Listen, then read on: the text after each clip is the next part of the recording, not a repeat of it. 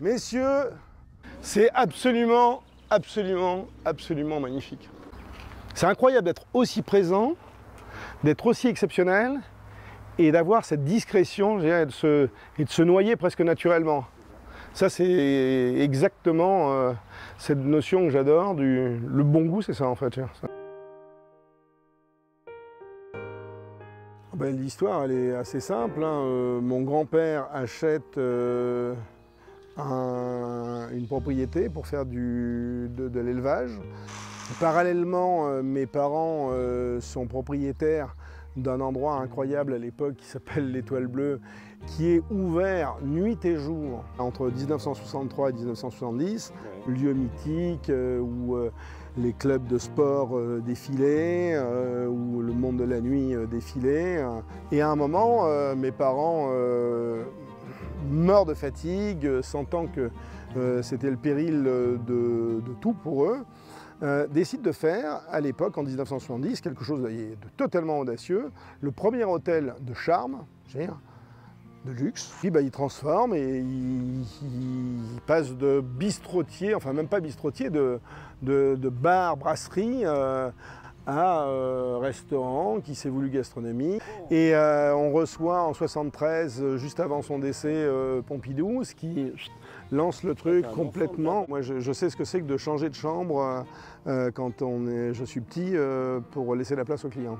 C'est l'histoire de l'évolution de l'hôtellerie et de la restauration française. Donc, et tout ça en étant en Limousin, en étant pour le coup vraiment pionnier sur ce sujet. Alors après, tout ça c'est un peu rock'n'roll. Hein. Derrière l'image d'Épinal, il y a une énergie, il y a un truc. Vous n'êtes pas heureux, vous?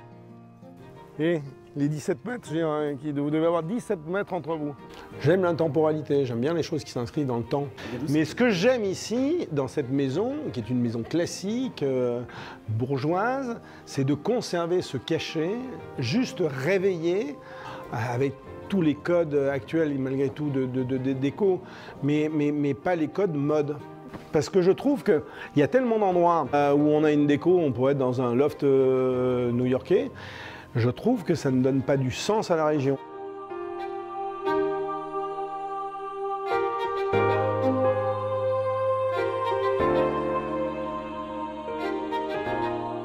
Henri, j'ai eu la lourde charge de le nourrir depuis son plus jeune âge.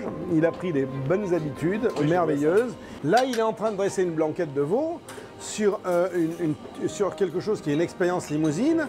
Voilà, très confite, moins présentable qu'à l'accoutumée, mais c'est justement ce que l'on cherche. Une lichette de truffe. Oh non! Petite brunoise là, c'est pour la gourmandise. Allez hop, tenez. Génial. En fait, on n'a pas besoin du guide Michelin pour savoir si on a bien fait ou mal fait. On sait très bien, tous les midis, à midi moins le quart, quand on boit le café autour du Pass, on sait très bien si on a bien travaillé la veille ou pas. Et si on s'est planté sur une table, on le sait, donc on est allé la voir et on lui a dit pourquoi.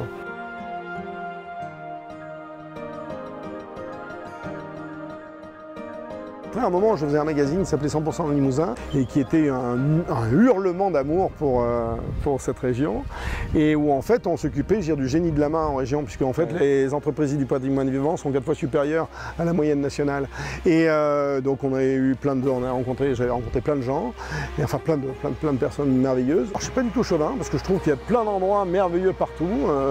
Non, mais par contre, je supporte pas qu'on dise le mot limogé, par contre ça j'ai un peu de mal. Je sens bien qu'il y a une frustration qui sera éternelle. On est une belle région, on est une région passionnante et ce que je trouve c'est qu'on a des fois du mal à croire que c'est vrai. Je suis passionné par les gens qui pensent exactement la même chose. Et il y en a, hein, il y en a à foison. Hein. Il y a un truc qui m'a toujours quand même beaucoup, alors pour le coup, plus qu'ennuyé, parce que je trouve que c'est une souffrance intellectuelle d'entendre ça, que j'entends depuis que je suis tout jeune. Oui, mais si on commençait à devenir trop touristique, on ne pourrait plus aller sur le plateau de Mille Vaches, on ne pourrait plus aller et on croiserait beaucoup trop de monde. Et, il y a de la marge. Hein. Si j'avais pas de caractère, ça fait longtemps, mais longtemps que je serais, je sais même pas comment d'ailleurs, parce que Je trouve que la seule façon d'inscrire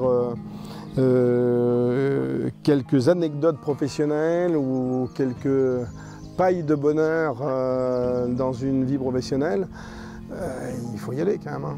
Il faut manger beaucoup de croûtes desséchées pour trouver un moment, alors je préfère la croûte, hein, mais un petit peu de mie qui est consommable. Hein, comme un roc, il pouvait rien m'arriver comme un roc.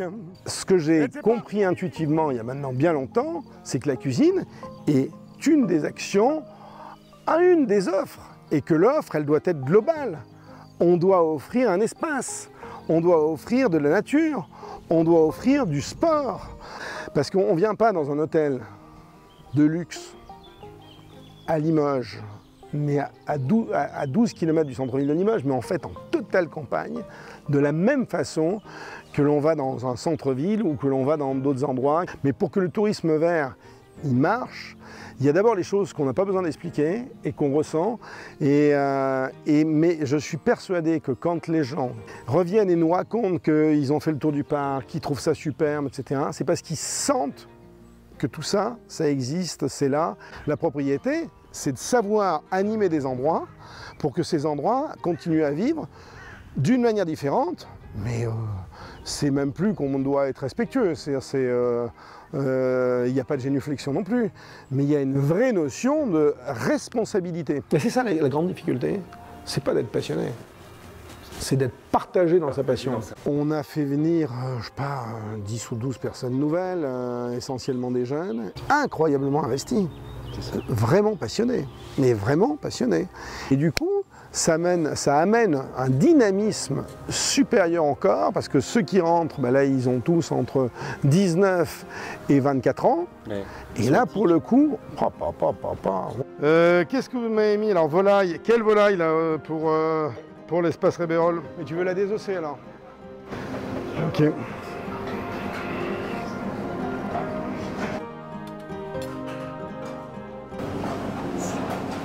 Ce métier, il y a plein de gens qui disent: j'ai fait ça parce que je trouvais que c'était artistique, j'ai fait ça parce que je trouvais qu'il y avait une mission. Moi, je fais ça parce que j'aime manger. Mais vraiment. Oui. Et jusqu'à 40 ans, je mangeais comme 10. Je ne suis pas puni à la hauteur de ma gourmandise. Et donc, là, tu vois, quand je goûte, je mange d'abord. Je goûte, mais je mange. Moi, ma grand-mère, c'est ce qu'elle me disait toujours. Ma grand-mère qui était cantinière, qui était donc boulangère au départ avec mon grand-père. Alors là, c'est ma famille côté italienne. Il y a toujours cette notion, on fait à manger, quoi. S'il vous plaît, Sarah, pouvez-vous m'amener un couvert? Bon, monsieur. La prochaine fois, on t'enverra un plat dit d'interprétation. C'est pour ça que je dis la notion d'art, à la fois, je la trouve merveilleuse pour la cuisine, mais à la fois, on nourrit. On ne fait pas de l'art, on n'est pas des artistes. Enfin, on ne fait pas que ça en tous les cas, on fait des choses sérieuses. Ne pas tricher. Une famille, je parle souvent de ma grand-mère, mais parce que je veux dire, en plus, donc c'est une notion, hein, c'est même pas... Enfin, elle est morte il y a 1 an et demi, voilà, c'est 2 ans, pardon, et presque, et toujours autant d'émotions, quoi. Faut être croyant aussi, ça. La chapelle Saint-Martin, le couvent des Carmes, à un moment, je suis obligé, là, j'avais pas le choix.